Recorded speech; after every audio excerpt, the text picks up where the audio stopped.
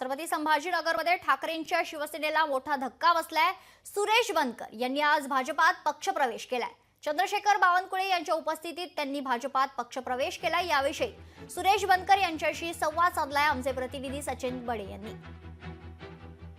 सिल्लोडची विधानसभा निवडणूक ही चर्चेत होती, कारण त्या ठिकाणी ठाकरे गटाने सुद्धा स्वतःचा उमेदवार दिलेला होता। अटीतटीची लढाई होती, मात्र काही हजारो मतांनी या ठिकाणी पराभव स्वीकारावा लागला। मात्र ज्या ठाकरेंनी विश्वास ठेवला होता ज्या उमेदवारावर, तेच आपल्यासोबत आता आहेत आणि त्यांनी आता भाजपत प्रवेश केलाय। काय सांगाल, पुन्हा एकदा नवी सुरुवात करताय तुम्ही, प्रवेश केला भाजपमध्ये, काय तुमची पहिली प्रतिक्रिया?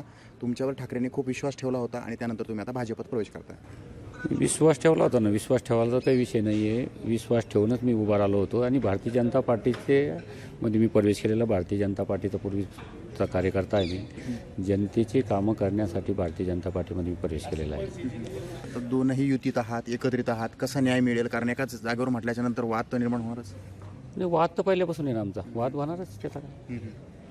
जो माणूस अन्याय करतो, व्यापाऱ्यावर अन्याय करतो, हिंदू धर्मावर अन्याय करतो, तुम्हाला मी आता सांगितलं की पडल्यानंतर ज्या सिल्लोड नगरपालिकेमध्ये आता प्रशासक आहे, खरं म्हणलं तो नगराध्यक्ष नाही आहे, परंतु प्रशासक असल्यावर सुद्धा ज्या लोकांनी मला मतदान केलं त्या लोकांच्या नळाला 1-1 तास पाणी सोडलं जात होतं। आत्ता 15 मिनिटावर आणलं, म्हणजे अधिकाऱ्यावर दबाव आणून। तिथं ना सफाई होत नाही, लोकांना त्रास देण्याचं काम चालू आहे, धमक्या चालू आहे, त्याच्यामुळे त्याचा संघर्ष तर राहणारच आमचा। सुरेश बनकर यांनी आता अखेर भाजपमध्ये हा प्रवेश केलेला आहे। सचिन बडे, लोकशाही मराठी, छत्रपती संभाजीनगर। आज मोठ्या प्रमाणावर संभाजीनगरमध्ये पक्षप्रवेश झाले आहे।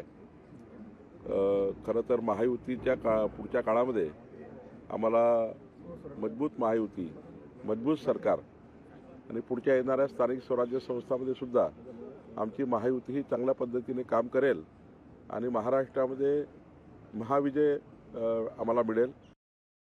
नाशिकमध्ये मनसेला पुन्हा एकदा मोठा धक्का बसलाय।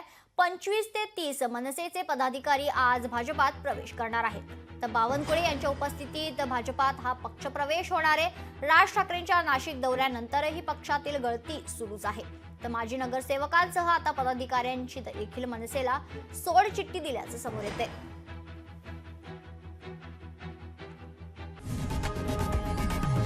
लोकशाही मराठी ऐका, पहा, जागरूक रहा।